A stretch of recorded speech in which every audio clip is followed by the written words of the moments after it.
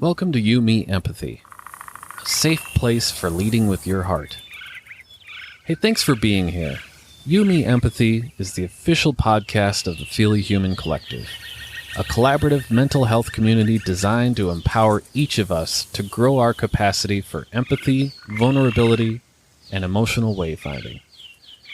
Just a friendly reminder that this podcast is for educational and entertainment purposes only and is not a substitute for medical advice, diagnosis, or treatment. No one is just a silly boy with a feely heart. You can support the show by leaving a review in Apple Podcasts, following us on social media at Yumi Empathy and Feely Human, and joining the Feely Human Collective community at feelyhuman.co. And now your host, Known Wells. Hello, Feely Humans. Welcome to another episode of You, Me, Empathy. My name is Known Wells, and this is episode 191 on outdoor adventures and community in recovery with Margaret Burton. Margaret is a friend. She is a fellow person in eating disorder recovery, and this episode is wonderful. We talk about the taking of inventory we do in grief. We talk about how to better communicate our pain, the deep empathy and healing of outdoor adventures, and, like I said, the importance of community in recovery. I love this chat. Margaret works for a wonderful organization called Bring Change to Mind, which is what's founded by Glenn Close. You know her as Cruella. I know her as being a terrifying force in that one movie, Fatal Attraction. We talk about that a bit, but I love this chat. I love chatting with Margaret. She is a gem of Feely Human. Before we get to the episode, though, I wanted to just say a couple of things. One is that as I'm recording this, I'm experiencing really deep, dark depression. And with that comes the usual bouts of suicidal ideation and stuff like that. I should say, back up and just say there is a trigger warning for this episode because we do talk about eating disorders. And there's a trigger warning for what I'm about to say, which is depression is hard. And this is a thing I wrote on the Yumi Empathy Instagram recently, which is this. You've been here before. It's what I tell myself when I'm stuck in the deeper, more treacherous caverns of my depression. It's where I'm at as I write this. All becomes meaningless and worthless and less, and I just want it to end and end and end. I've been here before. You've been here before. You know what this feels like, however hard and horrible. It's familiar. You have sat with it, gnashed your teeth against it, bloodied your forehead on its sharp edges. You know this place, and you know you've gotten through it. You know you have survived. You know that you are capable. You know that it won't kill you. You know that it gets lighter up there eventually. You know because you've done it countless times. You've been here before, and perhaps we've all been here before, in our lifetime, in our past, in our future. Maybe the next go around when we're butterflies or hound dogs. We've all been here and there, and we'll be here again. So I wrote that because that's what I tell myself when I'm really in the dark shit, which is you've been here before. And I know the feeling of it. It's hard. Doesn't take away from the fact that it's hard and really difficult. But it does remind me that I am not alone. It reminds me that I have resilience and that I can do hard things, right? So I hope that brings you maybe a little comfort. I know it's a little dark, but that's humanity, right? We're dark and bright and we're all of it. And I like to show up as myself. So that's myself. So a couple of things before the episode. Please leave a rating and review in Apple Podcasts. I know I'm a broken record, but this broken record continues to play. It's actually playing a tune that is really gentle to the ear if you really pay attention. So if you haven't done that, please leave a rating and review. Head to feelyhuman.co for wonderful shirts and pins and mugs if you want to support me. I also have a Patreon at patreon.com/feelyhuman where you get a bonus episode every month. And the last thing I'll say is this is September. It's Suicide Awareness Month. Look out for yourself. Look out for the people in your lives. Tell them you love them. Start there. And there's wonderful support out there, so please know that you're not alone. And in September, I'm trying to set up the next Feely hikes, and I'm going to do that in LA. So if you're interested in doing a sort of probably later September hike in LA with me and other Feely humans, let me know. DM me on Instagram at feelyhuman, or just send me a email, feelyhuman@gmail.com. Okay, let's get to the episode, shall we? This is episode 191 on outdoor adventures and community in recovery with Margaret Burton.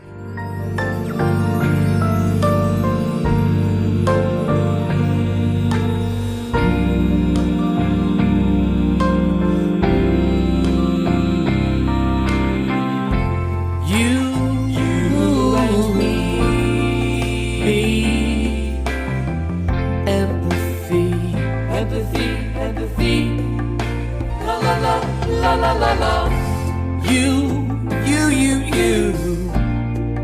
me, empathy, yeah, la la la. Welcome to You, Me, Empathy, the official podcast of the Feely Human Collective. On this show, we explore the struggles, the triumphs, the brights and the darks we face as humans trying to get by on this wondrous and overwhelming pale blue dot.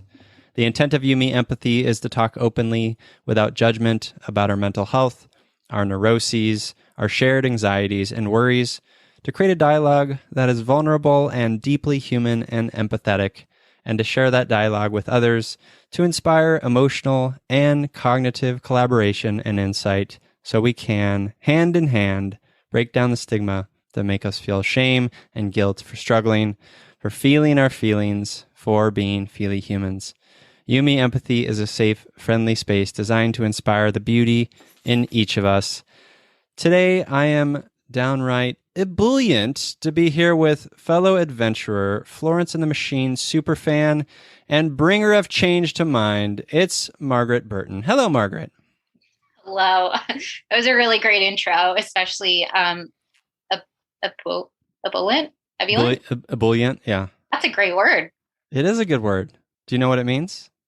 I mean, it sounds like it means like up and bouncy. Yeah. It reminds me of another word I'm trying to think of.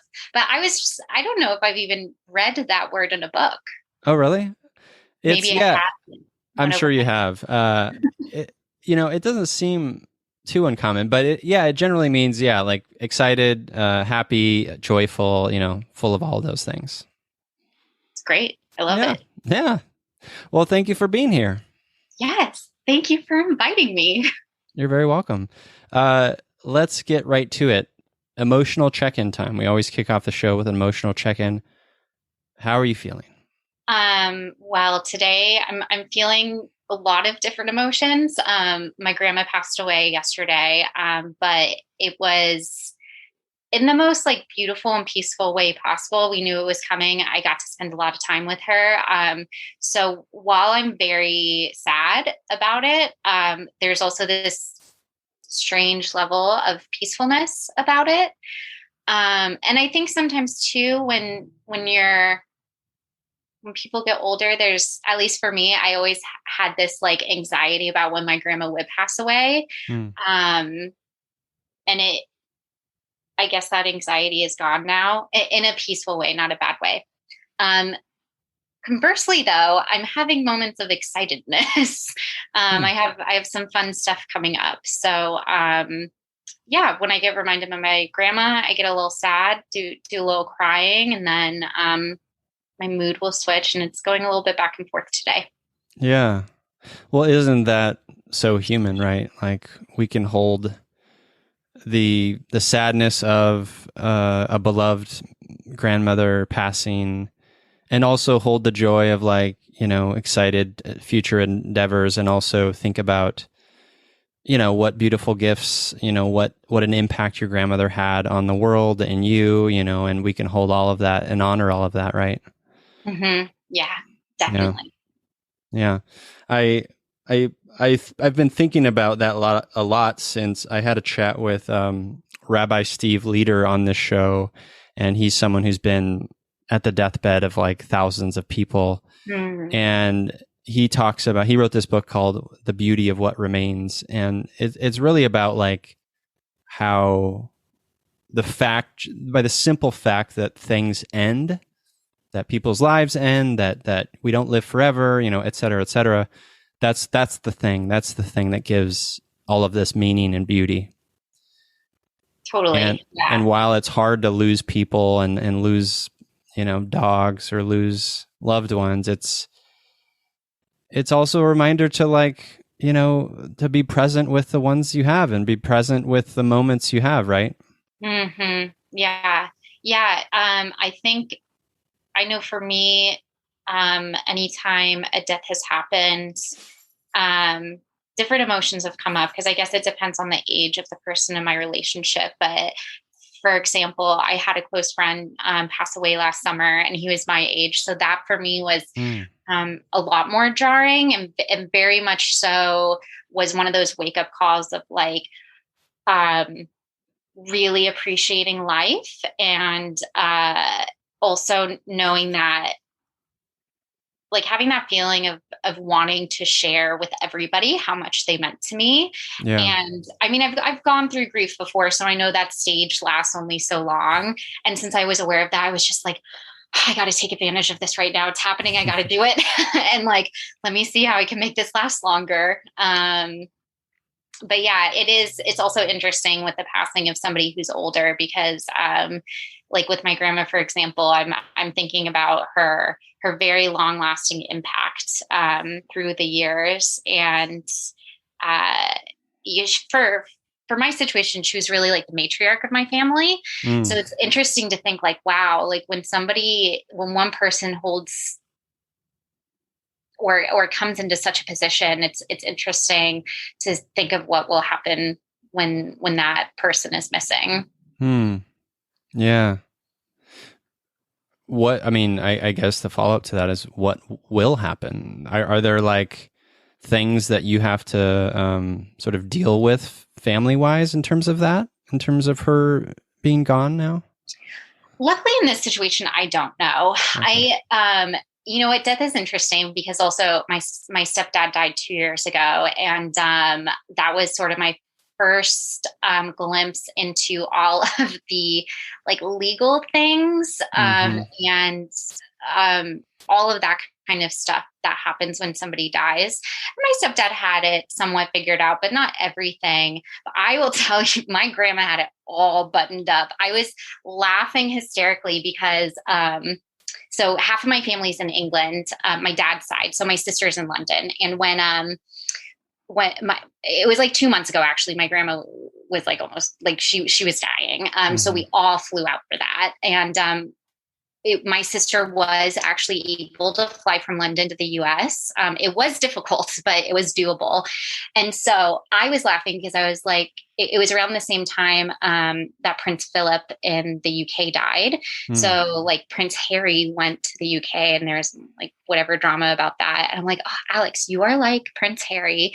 And then my grandma had everything so planned, like all of whatever all the stuff you have to plan is, but including her funeral down to the detail. And I'm like, wow. Well, grandma's over here just like Prince Philip. Everything's planned. She planned it all. She knows exactly what she wants. So in this case, no, there's nothing that's going to land on me at all. It's just like thinking of future family functions, it all sort of revolved around her. Yeah. So it'd be interesting to see. Yeah, absolutely. I want to touch on something you said, which is in regards to, first of all, it sounds like you've had some loss in your life in terms of like people around you dying, and that's never easy. And I will say when that happens, in my own experience and from what I've heard from others, is this thing where we take inventory, right? We take inventory of like, okay, who am I? Why am I here? What am I doing? Is it meaningful? Right? Like those types of questions. Do you make a habit of that kind of self sort of inventory, inquiry stuff? I do. I think it actually happens pretty naturally for me, but there are times where it happens sporadically too, where something will really put me in that mode. So yeah, I think, and that's a hard question because there's so many various levels of it. Sometimes Sure. I'm a very curious person. Sometimes I think a little bit too much of life and what the meaning of everything is. And I'm sure everybody or a lot of people have moments like this where I'm like, I might as well just go on a mountain. Just like, why are we in society? Yeah, I feel that. Yeah. But then also, there's a lower level to that of always wanting to make sure that I'm doing things that are meaningful to me, or I'm moving in a direction of doing things that are meaningful to me. And then on like a lower level where things kind of sporadically get, triggered is not the right word, but come up. Yeah. Like many years ago, I worked at Trader Joe's and, we had regular customers, and especially when I did the morning shift, we really had regular customers. And there was this older blind woman who would shop, and she always dressed like a librarian, which I love. But I Love a really, librarian. yes, I really loved this woman. I would help her shop every now and then, and it made me very grateful. For having eyesight, and having a completely working body. I think I might have went off on a tangent, but that's what it reminded me of. No, I love it. I love it. I mean, we are all of us, dealing with varying levels of privilege and experience, right? Mm-hmm. And I think it is important to think and be curious, to use your word, always about how that interacts with the world and other people, and reflect on our own experiences in terms of privilege, in terms of the things we take for granted, all of that stuff like that. I think that type of curiosity leads to more connection and equity and action, in those areas. So I think it's wonderful. Yeah. It's good to be reminded of. Because I mean, it's natural to forget about certain things. Yeah.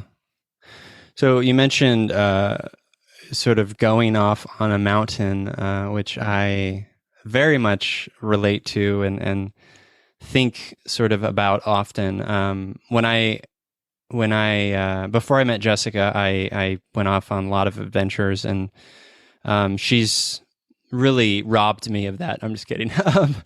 My life is worse because of her. I'm just kidding.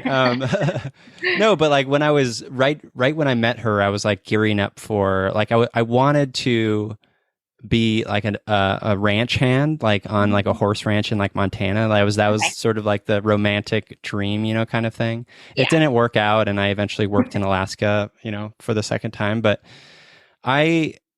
what is it about? Because I am very much an adventurous soul. Like I get so much from nature, and it's very as an introvert and as someone who has a lot of mental health stuff. It's very important to me. Mm-hmm. So the question to you is, what does that mean to you? What does nature mean to you? You're an adventurer. You like to go on adventures. Like, what does that mean to you as a person? Yeah, I think this is something I've been thinking about a bit recently because especially this past year in the pandemic, I've been going on loads of outdoor adventures. I think for me, I feel super blessed to have grown up going to an adventure survival camp every summer. So like what? It was, yeah. So what is this? Dude, it was the best. I went for 11 years.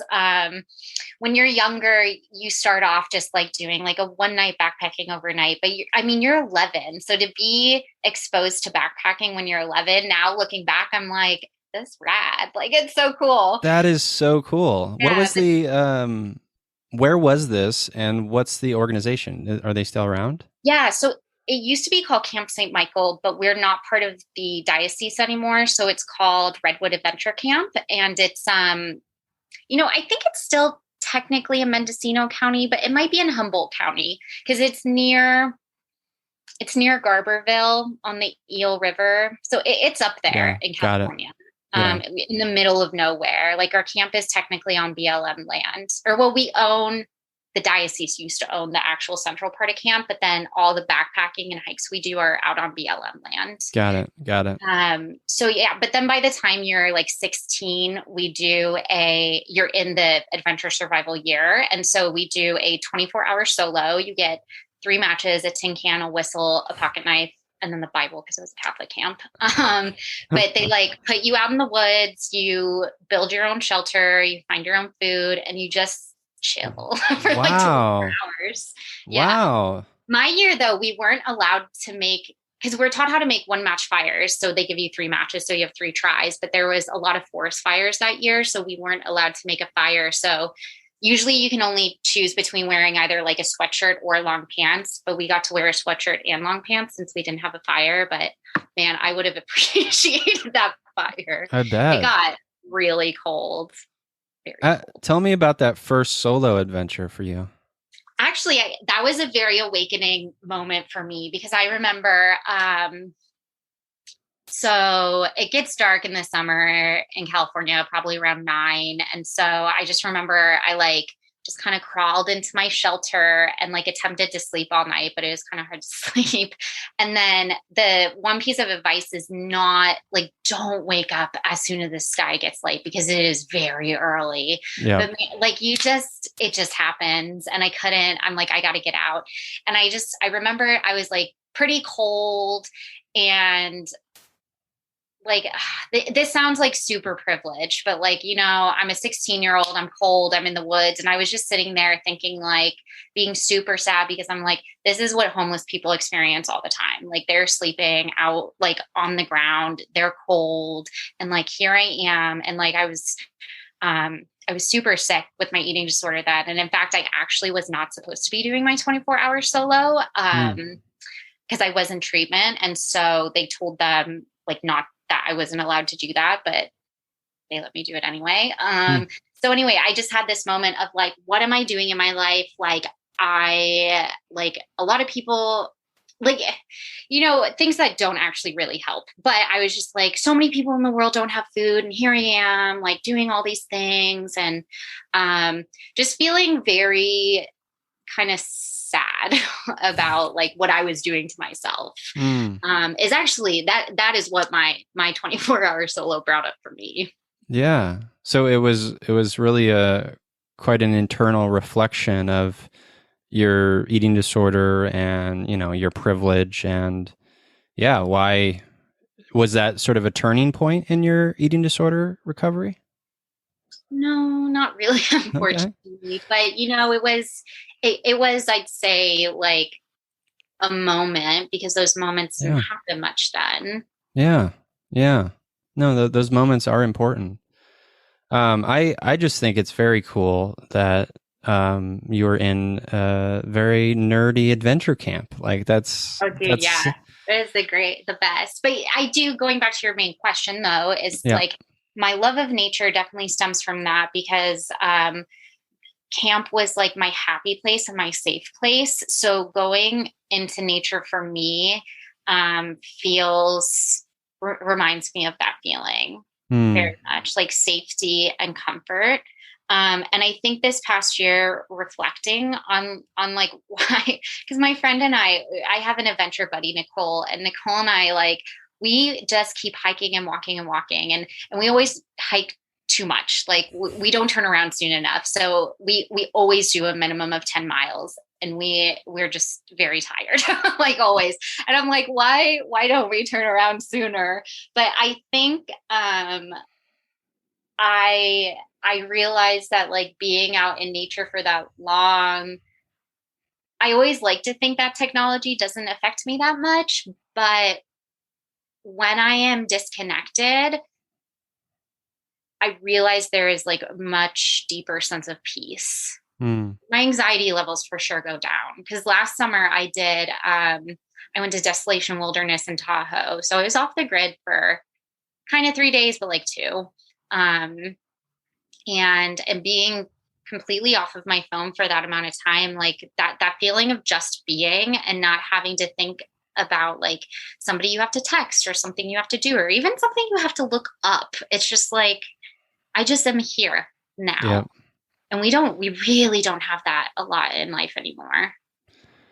Yeah, it really is I agree with you. It really is something that is essential. I think like nowadays, I think we do need to take intentional time to carve out that space. Like for everyone listening, I highly recommend taking, even if it's just like half a day or a day, like maybe every Saturday you put away your phone, or maybe every 3 months or twice a year you go on a backpacking adventure for 2-3 days and you leave your phone or just turn it off or something.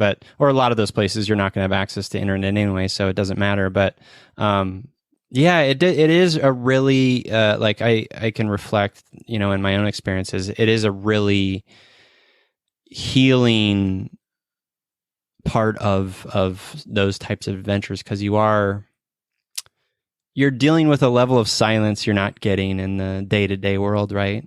Mm-hmm. There's just so much noise. There's noise in our head, right? That we have to like make sense of. Mm-hmm. Yeah. Yeah, I adventures, like I think about like I just want to do adventures forever, as long as I can, right? Like I feel I honestly, I would make the argument that an adventure is an act of empathy. And by that, I mean, how we hear, and it is true, where like it's good to travel because you're learning different cultures, you're meeting different people, and that's can be a very empathetic experience. Yes. The same is true of sort of like going off on big adventures, is because you're communing with maybe a deeper power, a larger force, Mother Nature, right? You're dealing with something that's like this big mystery. And I think a lot of empathy work is about tapping into our stillness and our curiosity and our willingness to just allow things to be. And when you're out in nature, and especially out on like backcountry, sort of hikes and stuff, you're just, okay, Mother Nature, like, show me what you got. You're very much like there, Yeah. I think being out in nature, that connection piece is really big for me as well. I feel a lot more connected in many, many different ways. I like more connected to the earth, obviously, but that's big because we aren't really a whole lot anymore, depending on where you live, actually, or what you do. And then, feeling more connected to my own body as well. Yeah. Oh, yeah. The body piece is very important. And I'm sure that at a certain point played a role in your recovery, right? Sort of you going out into nature, sort of feeling your body, sort of feeling the strength in your body and feeling what your body can do, right? Like, I know for me, I grew up lots of adventures. I played soccer forever and ran and hiked and all that stuff. And then in my eating disorder, I wasn't doing that. Like, I could not do a lot of that because I stripped myself of that ability, I was a major basketball player, which is shocking because I'm so small, but I was point guard. So I just swapped that basketball out of everybody's hands. But yeah, when I was sick in high school, I quit. And I don't really have regrets in life. And I don't know if I would call this a regret, but it's something that makes me very sad because it was a giant, giant, giant part of my life. And I mean, now that I'm well, like, I play basketball for fun. But yeah, when you're sick, there's just so many physical things you can't do. And that's like definitely one of the biggest parts of my recovery was like, wanting to be able to do things. I mean, socially, first of all, that's the biggest component. But then even I remind myself of all the things I can do physically. because on all these adventures, like for sure backpacking, you can't do that if you're not eating. Yeah, absolutely. Do you remember when it started for you, your eating disorder? Yeah, like I used to say all the time it started when I was 11, and I'd say that's when the thoughts started. Like Mm-hmm. behavior started more between like 12 and 13. So for me, like it was middle school. So by the end of 6th grade, definitely in 7th grade. So What were the thoughts? um, like feeling fat. So I just Mm. I have this specific memory of my friend standing in front of the mirror, and we were in 5th grade, and like I had friends who were already dieting, and she was standing in front of the mirror, like saying how fat she was. And like, I remember very clearly thinking like, wow, I'm glad I don't think that. But then very shortly after, I think because I was thinking about how she thought about that, like starting to, like look at myself in different ways. Mm. And then I had a lot of different emotional things happening. And then you're going through puberty and everything's changing. Yeah, Your emotions are changing, your body's changing. Like I went through puberty very, very early. So there is a lot of attention on my body. So yeah, it was just the actual perfect storm for an eating disorder. Mm. And, I know for me, like, it was, it was a means of control. I felt very out of control in my life. Like looking back on those early times in your eating disorder, like what were some of your, I don't, coping mechanism is maybe not the right word, but like there's certainly a lot of coping within disordered eating. And by that, I mean, your attempt is maybe to diminish oneself, but also to like cope just enough to maybe live. Mm-hmm. And I'm wondering like what that looked like for you. So for me, in like most of the early years of my eating disorder, it was used as a form of communication. So that was sort of the coping tool, is just like, look, I'm not okay, without having to say it. Sure. And then I definitely didn't realize this then, but this is only something I recently realized, like 2 years ago, is that my eating disorder really helps with all the anxiety I have. So I think that was in play even when I was very young. It was a coping tool for all my emotions, for sure. Yeah, it can be. Who were you trying to communicate that you were not okay? Who? Or to whom? Everybody. Mainly to my parents, but to everybody. Yeah. Being like, everything is messed up right now. And like, I'm not okay. Were anyone getting the message? I think, that's what kind of makes me sad, is like, I think yes, but like people just didn't know what to do. Yeah, I did. What is actually kind of shocking is I'm the one who asked for help my freshman year of high school. And I think even in high school, when it was very apparent that I was not well, I think people were also just like, oh, well, she's in treatment, she's doing therapy. So like they were like, well, there's nothing I can do. I think like I look back a lot as I've gotten older at like middle school and high school, and thinking about all this stuff that like all my friends and I went through, and thinking that like we all went through some pretty grown up stuff. And we helped each other in the best way that we could. But like, it's when you're a teenager, like the best way you can is not, doesn't go super far a lot of times. Yeah, you just don't have the tools, right? Yeah. Like you don't know what to say. Yeah. Like I think about my time as a teenager and around that age, and I I was struggling, and I had no idea like how to voice it, and I don't even think friends picked up on it, and it's such a devastating part of mental illness, I think, which is the isolation piece, right? Mm-hmm. Because of just because of the nature of it itself, but also because of just the lack of awareness, lack of education, that we're exposed to around these types of things. Yeah. Yeah. I will say though that like I grew up in a really special place with a really strong sense of community. And I think people did take care of me in the ways that they could.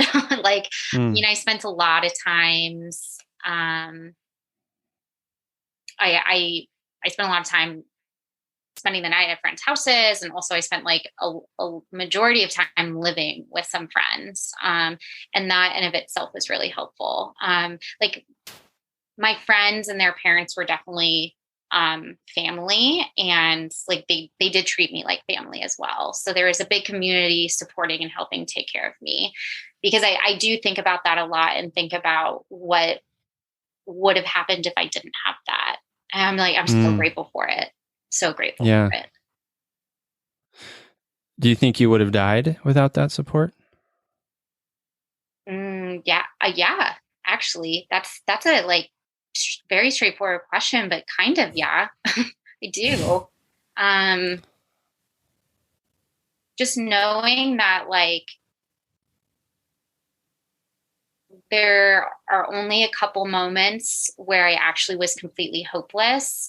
And knowing what those moments felt like, I feel like if I didn't have my community, I would have been there a lot faster and a lot more often. Yeah. Wow. I'm grateful that you had them. Thank you. Yeah. So when you sort of reached out for help, what did that look like? I wrote my mom a note, and then I think, no, but also, oh my God, I haven't thought about this in forever. Do you remember that HBO documentary, Thin? Yeah, I remember. I'm aware of it. I never saw it. Okay. Yeah. Well, so Lauren Greenfield is the director, and she's a photographer too, though. So like there's a whole photography book about that documentary. And Okay. I had bought that book. Interesting. I know. At what, like 16 or? I was like 15. Okay. Yeah. Which also is wild though, because like you could buy things online, but it wasn't that normal even then. Like somewhat, but like we didn't really do it. But I'm pretty sure I would have had to have bought that online. But yeah, so I'm pretty sure I gave her that book and then wrote a note. And I did it before I went to school. I just like put it out. And then I remember all day at school. I mean, I felt like I was going to throw up. But yeah, my mom, when she picked me up, she was just like, we're going to get you help. She did the right move. I'm very surprised. Like, I mean, and in a way, like I had Kaiser, which I have a lot of complaints about Kaiser. I didn't take them to court. I like did a whole case against them though with the State Department of Managed Healthcare. But at least like when we went to go get help, like, they have everything is within Kaiser. So I went to a therapist and they did have an eating disorder program. So Okay. it was a little bit more seamless than probably other places. Yeah.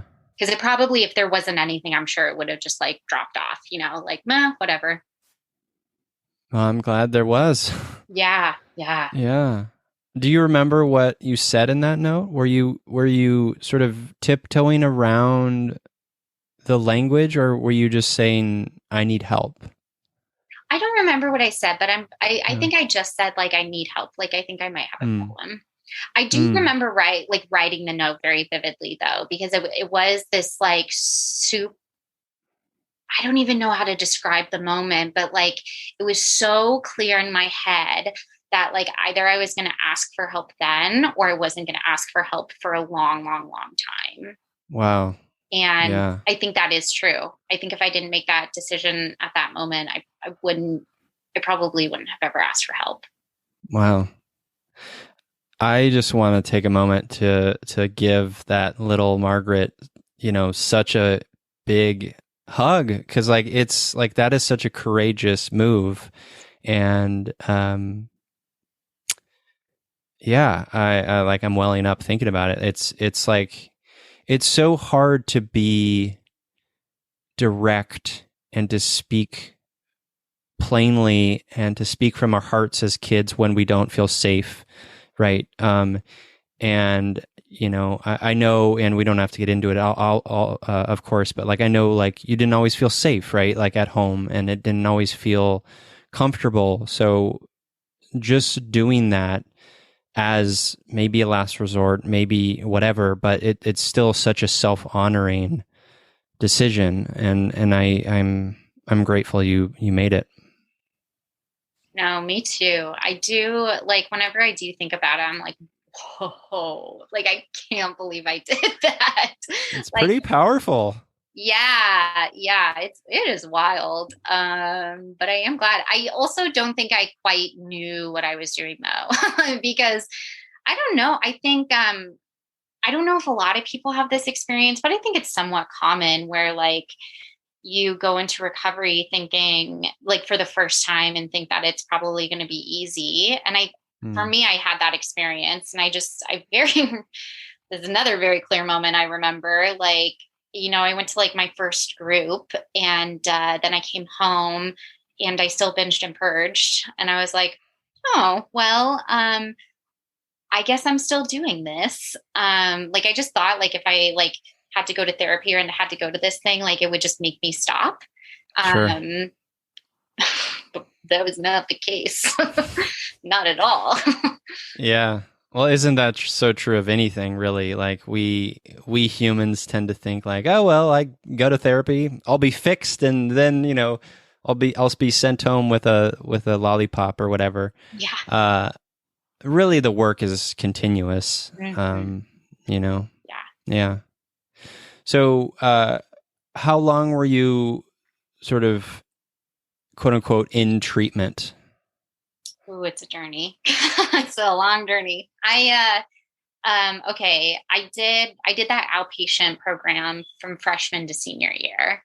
Okay. But with hospitalizations in between it and moves. So I was in it. And then, unfortunately at the time, Kaiser did not do residential. And the only higher level of, because they didn't even have PHP, so they didn't have partial. So the only higher level of care they had was inpatient. So it was almost like essentially like you just had to wait until you got sick enough to go to the medical hospital, which I did. And then because I went to the medical hospital, I was authorized to go into inpatient. But inpatient for kids was a psychiatric unit, and it was just everybody together. There was like an eating disorder program, but yeah, I mean, it was pretty wild. I was not very happy, and Kaiser only does 2 weeks. So like, I was only there 2 weeks, and it was like, as a kid, like I thought like, oh, well, I went to this really intense treatment, except it wasn't. And like, I'm supposed to be better. So there was a lot of guilt with that because I wasn't. And then, returned to the outpatient, but then again was hospitalized and put into inpatient a year later. And because of that, since things weren't working out at home, I was sent to England to go live with my dad and do treatment there, which was an interesting experience because they literally took me out of the hospital, put me on a plane the next day to like move to a different country. And then I was like cut off from my friends. I was cut off from the world, but I wasn't even in treatment because the NHS system there, they have such a long waiting list. Right. So I wasn't even in outpatient until 2 months later. And that experience was also interesting. But anyway, then I came back home and I did decide to do, because I turned 18 in September. So I was so over the kids program. I'm like, I've been doing this for like 3.5 years. So I did like the adult program for a while. But at that point, like I had hit such a low going to England that it was a wake up call for me. And so I was like, okay, I know what will happen if I decide to go down the eating disorder route. Like I can lay out the steps precisely because I've done them all. And I know that like it doesn't lead me to get help anywhere that actually helps me. So like maybe I'll try this recovery thing. And I found a nonprofit here in the Bay Area called Beyond Hunger, and they had a peer education program. And what we did as peer educators was go around to middle schools and high schools around the Bay Area to do a presentation, educating and advocating around eating disorders. And I mean, that was the thing that really, really saved me. I was around a group of women, because it was just women at the time who was doing it with me, that actually wanted to get better. So you all were in like early recovery? Yeah, like early recovery, or like kind of, we were in the progression, you know? Yeah. And what was so nice, because we met twice a month to talk about like the schools we were going to, but like we didn't really. It was just like, it was kind of group therapy in a way, but in such like a casual way that felt so supportive and so good. And the peer educator director, like she was really solid in recovery. So it was really nice kind of having like almost a mentor to look up to. And then Laura Lee, who helped found it, like Laura Lee she's such an eccentric woman and freaking awesome. Like she's an older lady. She's probably in her 70s now, but her hair is always like, it's either pink or it's purple. Like Laura Lee's great. And so it was just really cool to have these older women to look up to who had recovered. So yeah, I mean, I credit Beyond Hunger with like my early recovery, 100%. And then I went to college, and things were okay. But what I kind of always reflect on is that I had basically just like forced myself to stop doing behaviors without dealing with anything. So that doesn't the underlying well. reasons. Yeah. So I found a therapist in SoCal who is, I mean, she's just amazing. She's amazing. And actually started working on stuff, and then eventually fell apart and went to real treatment finally. So I went to a treatment center. I had to do a lot of fighting with Kaiser, and that was when I did a whole case against them, and I won. Wow. Then I ended up being in treatment for 8 months. So yeah, I do want to preface that by saying though that like treatment isn't like the thing that fixes people. I think treatment centers have changed a lot, and like sometimes they're very not helpful, but like I am so glad I finally got that experience to have such an extended time to heal. It was I cannot be more grateful for that. I think about this a lot in regards to my own recovery, and you know, I didn't go to any treatment centers or groups. It was just kind of me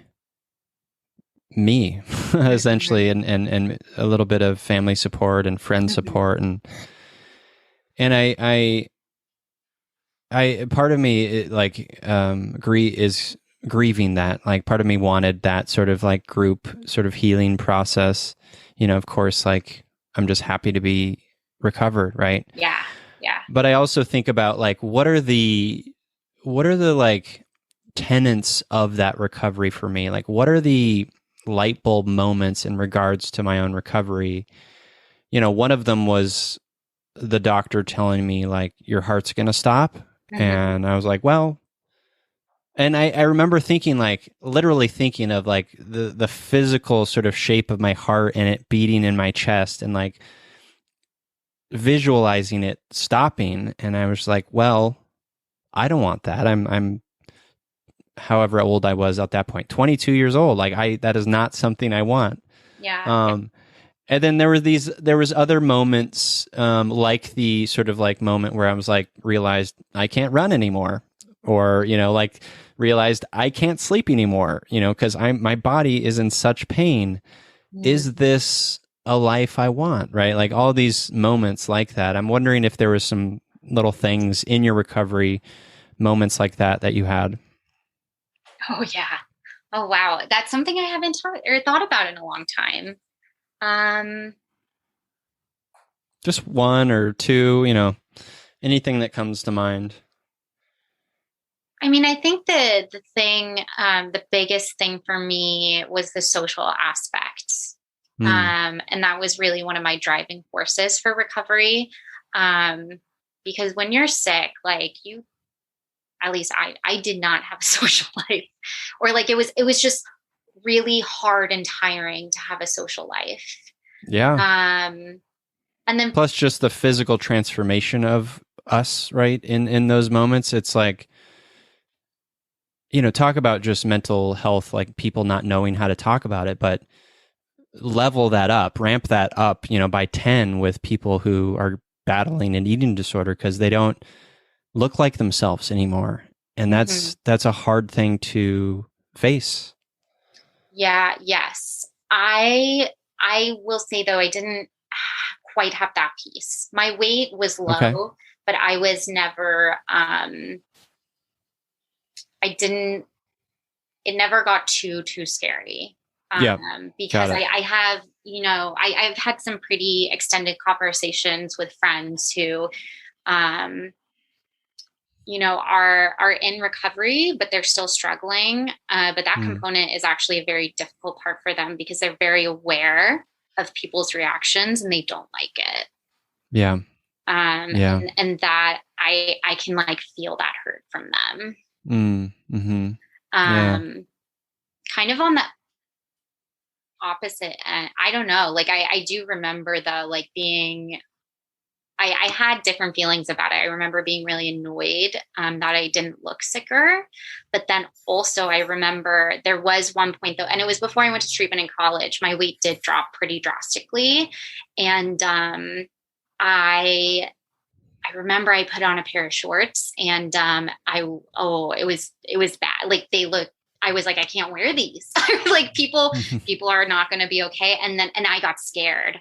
I was like, oh, because also like at the time I was doing, I was with Project Heal and I was running the Southern California chapter. And so I was just like, no. Like I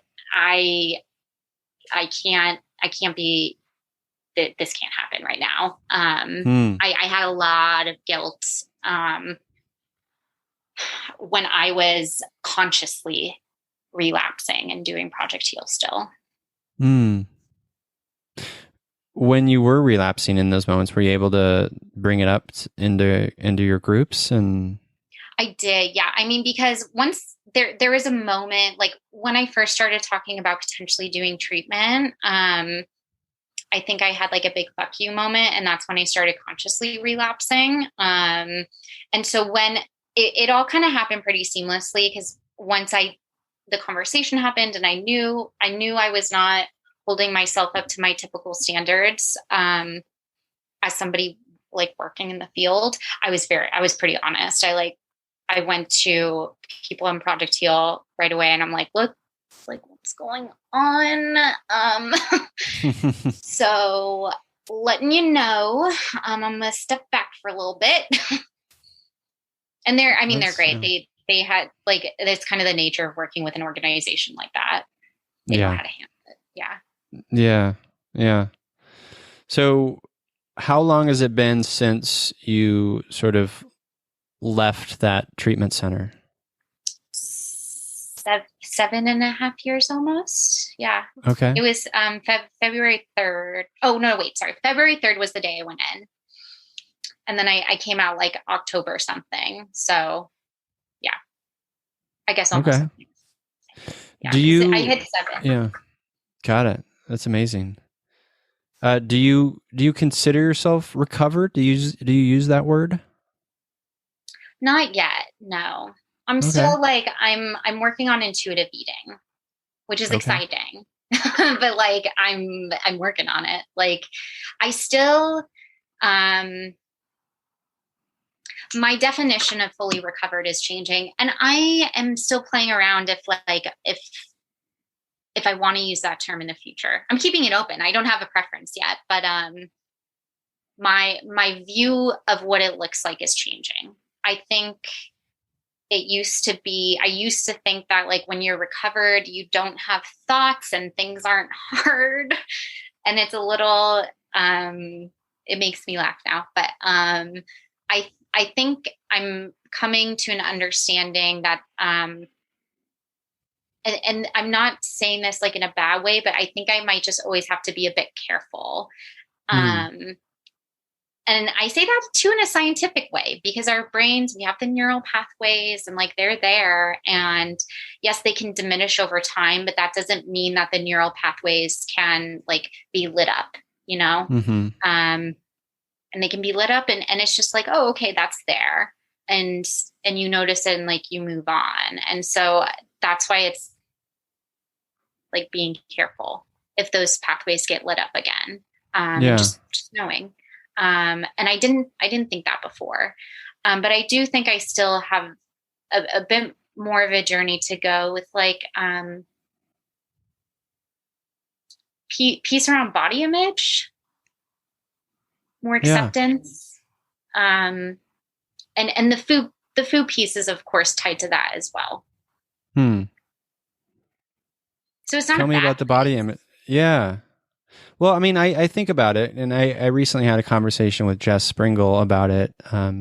She's a eating disorder therapist in Austin, and she also doesn't necessarily use the word recovered in her work or for herself. And I think for similar reasons. And I've used it myself, and I'm also sort of reflecting on that because I do like most deep traumas, right? Like most like deeply profound, good or bad experiences in our lives, we hold them, right, forever. And I think, maybe it's something like that where we do need to kind of be conscious of it. It's maybe not driving the car anymore, but maybe it's a silent passenger that we sort of keep back there, in a way. Yeah. The body image stuff, I relate to that. It's interesting, and I'm wondering if you can relate to any of this. I'm obviously a cisgendered male, and I also have always been very kind of uncomfortable with my body and not too keen on my body. Even though like I would say like people externally would sort of objectively say like, oh, like he's got a strong athletic body. I've always been uncomfortable with that. Like, and I think it's because like a part of me like connects muscle and strength to a certain type of man. And maybe that man is a patriarchal piece of shit who, drives a big truck and has truck nuts. And that's my own sort of like hangups and my own judgment. And I need to like investigate that. But like, I bring that up because I think there are so many ways that we humans can just look down on our bodies. And I hope that we as humans can also like take the time to be curious and explore and maybe break down some of those barriers. Yeah. Actually, even going back to being in nature, there's no mirrors. And like it really is. It's something that I'm curious about with myself because, the body image stuff, a lot of the times, I won't say all the time, but a lot of the times kind of melts away. And I'm like, it's because I'm literally not looking at myself. Like, and I'm just being though, like my body is working for me to do things. Not that you have to eat to move, like I'm all about eating for pleasure, but like, I'm feeding my body because it needs to work. And, you're just wearing, it doesn't matter what you're wearing when you're out in the backcountry, you just look like whatever. So that's something that I've always been a bit curious about for myself. I like that. I hadn't thought about that, the no mirrors in nature. And it is another a way in which nature can sort of strip us down to our simplest humanity, right? Which I think is important, as we discuss. Yeah. You used to work at Project Heal. Now you're at Bring Change to Mind. Is that right? Yeah. So what is your role at Bring Change to Mind, and tell the listeners a little bit about the organization? Yeah, so I'm the Southern California Regional Program Manager for Bring Change to Mind, which is a national nonprofit that works on decreasing the stigma surrounding mental illness. It was founded in 2010 by actress and advocate Glenn Close, which younger listeners will know as Cruella de Vil, but older listeners will know from her variety of amazing works that are out there. Fatal Attraction much? Yeah, for real. Yeah. It is interesting with the students I do. As soon as I say Cruella de Vil, they're like, oh, wow. I'm like, yes, a legend students. You should know her. But she co-founded it with her sister, Jessie, and her nephew, Kaylin, who both struggled with mental illness. And Jessie came to Glenn one day and asked her if she would be able to use her celebrity status to really champion this cause. So they went to Washington, D.C. They got together a whole team of experts, and they were looking at what organizations were doing across the country because they wanted to ensure that they weren't duplicating efforts that were already happening. And in 2010, nobody was talking about stigma, which is kind of wild because that's what everybody talks about now. But both Jessie and Kaylin identified that as a really difficult part of their own journeys. Kaylin was in the hospital for 2 years, and when he came back, nobody wanted to be friends with him anymore, which is absolutely heartbreaking. So there was a lot of stigma in their community. So when they first started, it was all about getting the conversation started. And for Glenn, it was very, very easy to rally her friends together to put a PSA together. So our first one, it was set in Grand Central, no, Union. What's Union Station? Grand Station Central? Both of them are there. Yeah, both of them are there. Yeah. I still have not been to it, but the really big one with the big clock. I'm not from the East Coast. That's I think that's Grand Central. Maybe it's Union. I forget. It's been a while. Okay. Well, it was set there, and Ron Howard directed it. It's a pretty cool PSA. But yeah, we did a lot of PSAs. That was like our main program for the first however many years. And then in 2015, we started the high school program, which is really our main program now. We still do PSAs, but the heart of our program is now the high school program. And they are peer-to-peer led mental health clubs in high schools. They're evidence-based, education advocacy-based. So, it is a really, really awesome program. We give the students tons of resources. So it's free to all schools, but then additionally, we give them a $500 grant because we want them to put on events. We want them to do activities, and we don't want money to be in the way of getting all those materials for stuff. So the $500 grant is like for any club related thing. If they want to get pizza for a club meeting, like whatever. We have a club portal, which has more than 40 different presentations on there. If they want to do something more educational, we have more than 40 different activity sheets for them to do. And then, we have loads of events during the year. So you were able to come to our leadership meetup. So usually we have a whole summit where it's like all the students, but that year we brought it down a little bit and just did leadership meetups. So you kind of got a bit of a glimpse. It was where we had it was so cool. It was like the upside down river. It was a cool space. And I just wanted to say, like, I remember being very, just blown away by all of the students. Like I just think about like my time as a high schooler and having something like that in a high school. I don't know if I would have like joined, but like having the access and having the opportunity to have that kind of thing, like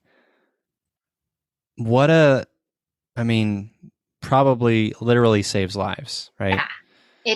It is so amazing. Like I'm sort of all over the place because I have 50 schools in LA that I work with. So it's a lot of people to keep in touch with, but we have a teen advisory board. So I get to work pretty close. Those are the students I get to work most closely with because I see them twice a month. And I always tell people, especially the club members, like, you never know when you're making an impact on somebody because most of the time they don't tell you.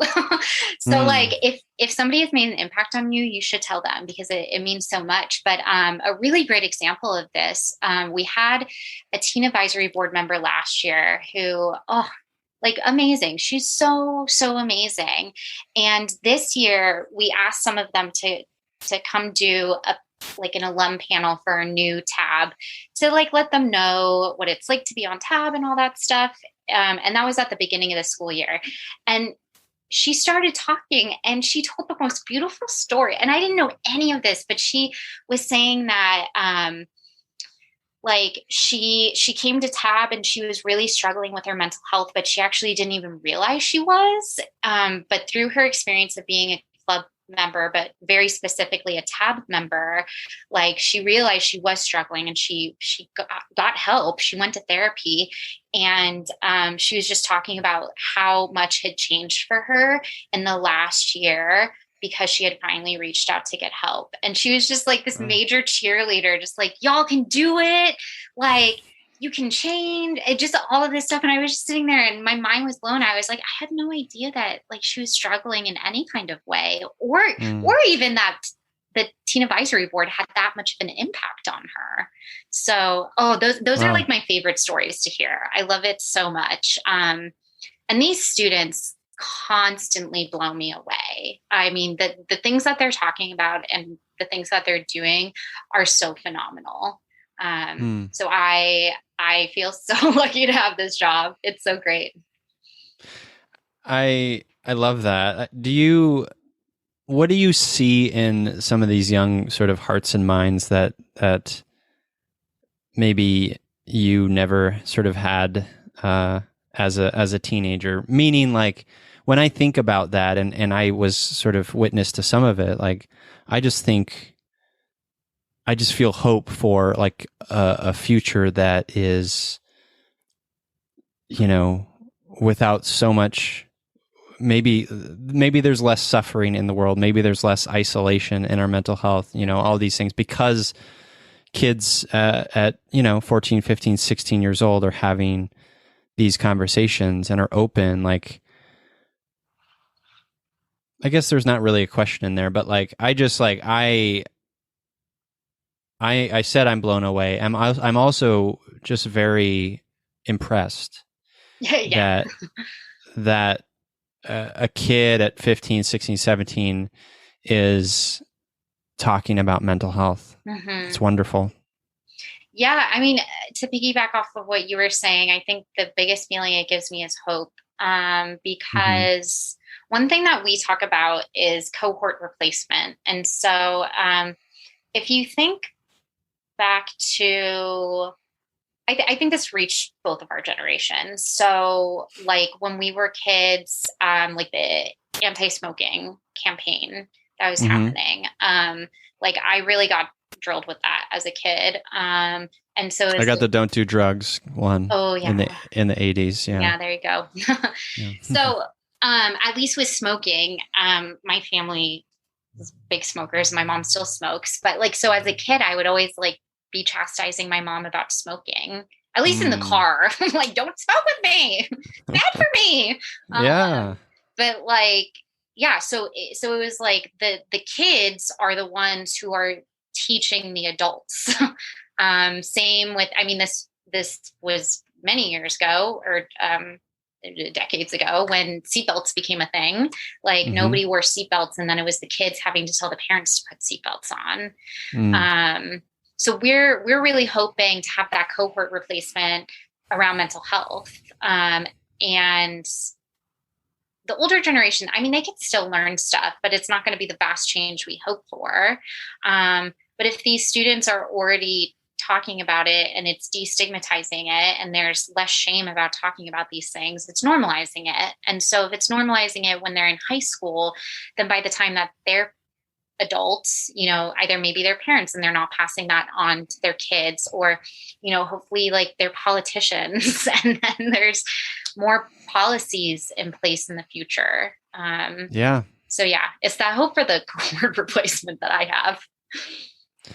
Yeah. I mean, I love that. And it also just it makes me reflect on just the fact that I think that we have a tendency as a culture to look down on kids or look down on children, like say things like, oh, they'll never understand, which I think we need to break ourselves of that cycle, because it's incorrect. And the kid, I mean, to quote a very sort of typical thing, the kids are our future, right? Like they know more, they glean more, they are sponges, they are far more insightful and reflective and thoughtful than we as a culture give them credit. And so it's something I think about a lot, especially in the in the confines of like when I'm doing sort of inner child work and I'm thinking about myself as a like a teenager or as a kid, like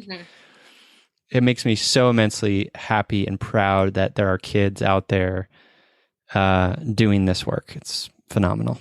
They're the ones who lately are making the changes. Like if you think about school shootings at Marjorie Stone Douglas, like those students, they were the ones who kind of started paving the way with like students getting out there and protesting and making changes. And then over the summer here in the Bay Area, we didn't really have many protests for BLM last summer, which was very interesting to me. I have many thoughts on that. One of them, though, is that like Berkeley students were not here. So there's one item. But the two main protests or marches, they were marches that we had for BLM last summer were organized and led by high schoolers. One in Oakland and one in San Francisco. So, I like to remind and point out these examples to some of my students and be like, if you want to make a change, like you totally can. Yeah. They are the ones that have been inspiring me lately. I'm like, dang, they're just out there doing stuff. Yeah. I mean, everyone, I think being open and aware enough that we will always be learning. We'll never know everything, right? And C, we can like learn from anyone and everyone, any experience, every experience. Like, we get too sort of shut down in our own ruts and our own sort of narrow frames of thinking. And these students and these young kids doing this work sort of is another reminder to just stay open. Mm-hmm. Yeah. That's so cool. I love it. And for the listeners, I'll make sure to link Bring Change to Mind in the show notes so you can learn more about the wonderful organization that Glenn Close and FAM started. What is your favorite Glenn Close movie? Oh man. Okay. So, first of all, let me premise this by like, I didn't realize until I worked at Bring Change to Mind how many movies she is in, like from my childhood.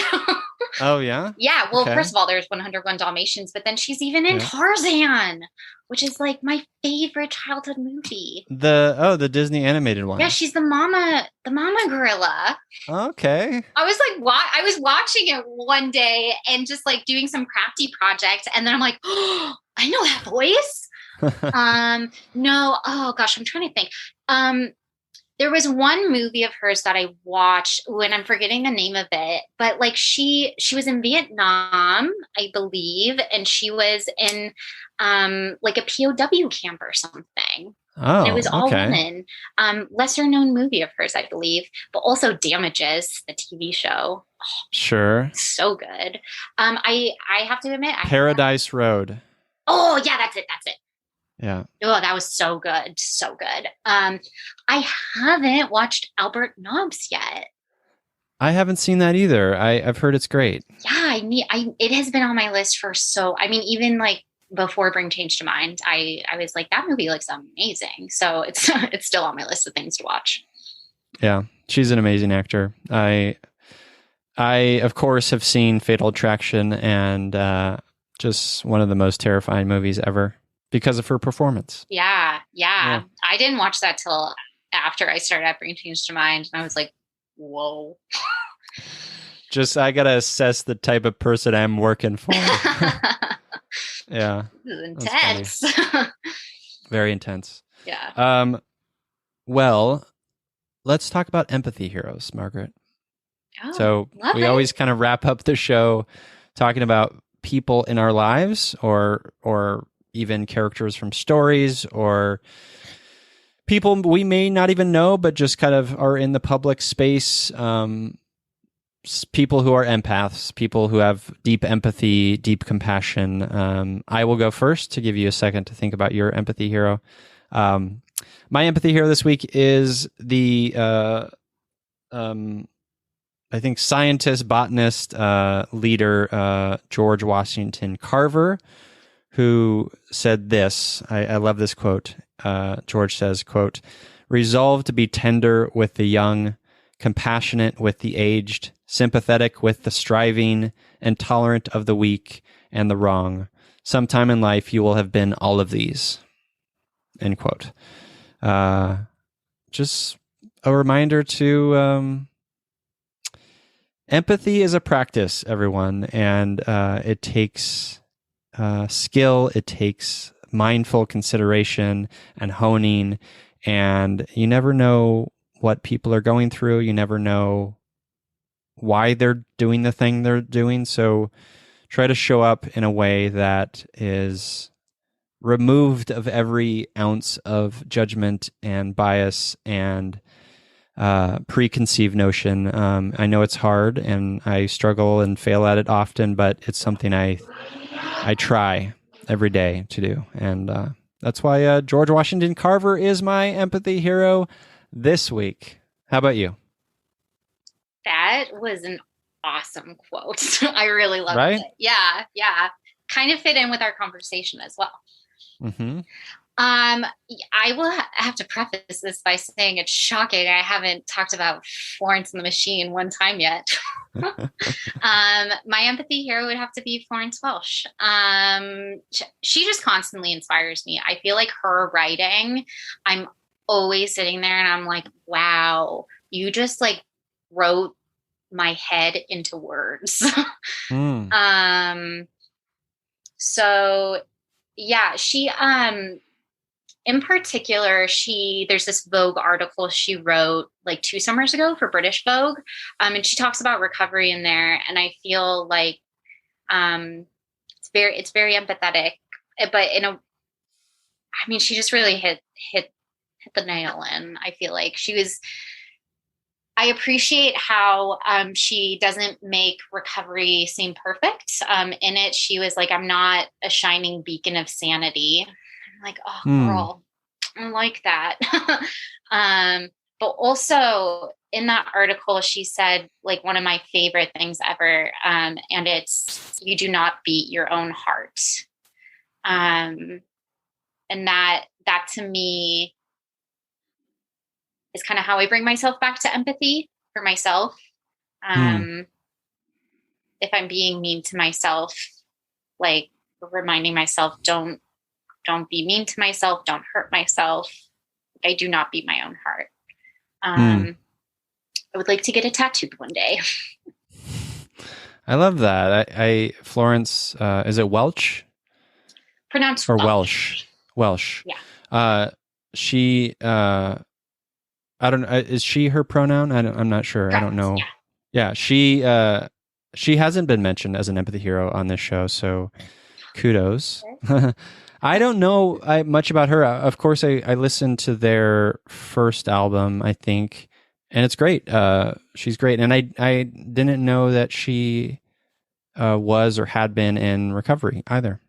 Yes, yeah. She started talking about it this last album around. Okay. And, I mean, she didn't talk about it, and then her first single is called Hunger, and literally the opening lines are, at 17, I started to starve myself. I thought that love was a kind of emptiness, and at least I understood then the hunger I felt, and I didn't have to call it loneliness. Wow. And I was at Trader Joe's. I'm on my break, and I like almost fell off my chair because she was a huge healing component in my own recovery. Like the first time I got to a year without purging was literally to go to her show. Like I was like, I bought this ticket, and I'm like, okay, that I didn't realize that the ticket was going to line up with what would be a year if I made it to that date. And so I don't know, internally, the things that get you through internally, I'm like, this is it. I'm getting to that date because I'm going to this concert, and it's going to be a celebration, and it's going to be phenomenal. and I did, it did really help me. And so, yeah, to then find out that she had struggled as well, I was like, oh my God, I can't believe it. Serendipity. Yeah. Yeah. That's amazing. Which album is your favorite of theirs? How Big, How Blue, How Beautiful, third album. Okay. It came out like a bit after I came out of treatment. We're kind of honestly on the same healing journey path. She got sober. Her first day was 2 days before I went to treatment. So, which is also very strange. So yeah, it's been very, very cool to feel like the albums also align with where I'm at in recovery. Sure. It's felt very special, but yeah, how Big will always have a very, very special place in my heart. Awesome. Yeah. Well, now I need to get Florence Welsh on the podcast. I mean, yeah. Yeah. I mean, yeah. And then also, next tour, I will invite you to the barrier with us. We'll put a flower headband on you, glitter. I would be all for that. Oh my God. Her shows are just the best. And the fandom is a really beautiful and great fandom. We're like a little family. Nice. Yeah. Nice. Does her shows sell out pretty fast? Depending on where it is, actually. Okay. I mean, I'd say for a lot of places, the Pit does. Yeah. I saw her in Greece at the Acropolis. Wow. Getting those tickets were very stressful. It was very stressful. It sold out within minutes. Yeah. And then they added another date. But that's a very special show. It's a very special place for sure. Yeah. That's cool. Yeah. No, I miss live music. So yeah. Have you got count me in tickets yet for upcoming concert? No. So the last show we went to was Against Me, playing back-to-back nights in LA. This was at October 2019. So like right before pandemic. Okay. And amazing shows. Haven't even thought about it since then. I did. Yeah. I got a ticket to see Aurora play in LA in November, though. So it's a while. Nice. Yeah. Nice. Cool. Well, thank you, Margaret. Number one Florence and the Machine fangirl. Thanks. Thank you. This was lovely. Yeah. Yeah. Well, where can the listeners, the Feely humans out there, connect with you? My Instagram is not private, so if anybody, I'm not a very official person, but you can always just DM me at Margaret M. Burton on Instagram. Amazing. Yeah, I am. I'll eventually have a yoga website pretty soon, but it's not up yet. Maybe a few months. Well, let me know, and I'll add it to the show notes. Because that's exciting. Yeah. Very exciting. Cool. Yeah. Well, thank you again, Margaret. This was delightful. I so appreciate you being vulnerable and sharing your story, and it's needed. So thank you. Thank you. And thank you for having this podcast too. It's really amazing. And I'm so happy to have seen the growth in it and see the growth in everything you're doing. Like Thank you. it's just awesome. That's what I love about working in this field, is just like seeing what everybody's doing and like supporting each other. Yeah, I love that too. And thank you for that. And I'm excited about your future endeavors in yoga. Thank you. Me too. Me too.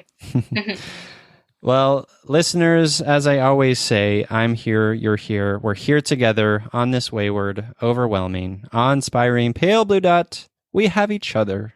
It's you, me, empathy.